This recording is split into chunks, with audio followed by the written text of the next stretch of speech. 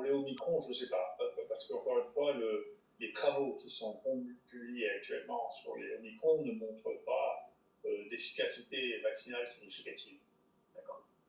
Et en général, les gens, jusqu'à 50 ans, il n'y a pas d'endroit dans lequel on voit, en particulier dans les gens développés, une surmortalité depuis 2 ans liée à ce virus.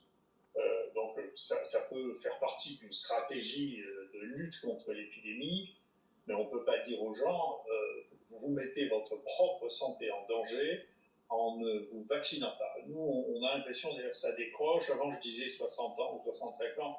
On a l'impression que ça décroche à partir de 54 ans, c'est-à-dire que les risques de faire quelque chose d'un peu plus grave à partir de 54 ans sont significatifs. Et puis, bien entendu, les gens qui sont obèses présentent un risque. On sait que c'est à la fois l'âge et l'obésité qui font le risque de cette maladie.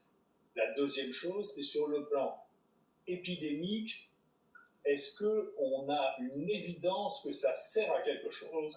Et la réponse, je suis désolé de ne pas être d'accord avec les autorités, la réponse c'est non. Voilà. Ça ne contrôle pas l'épidémie, pas du tout. C'est les pays dans lesquels on a fait plus de vaccins qui a plus de cas.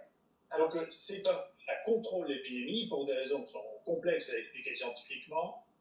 Peut-être même que dans un certain nombre de cas, il y a une chose que les gens n'avaient pas regardée qui est très importante, c'est le nombre de cas d'infection qui suit dans les 15 jours à 3 semaines une injection vaccinale.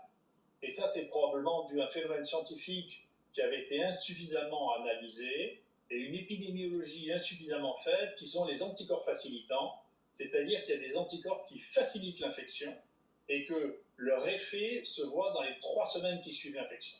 Professeur Et donc, justement, parce que vous dites que vous n'êtes pas d'accord avec les autorités. Il y a le président Emmanuel Macron qui a organisé une conférence de presse voilà, aujourd'hui, et qui disait, qui est revenu sur la polémique emmerder les non-vaccinés.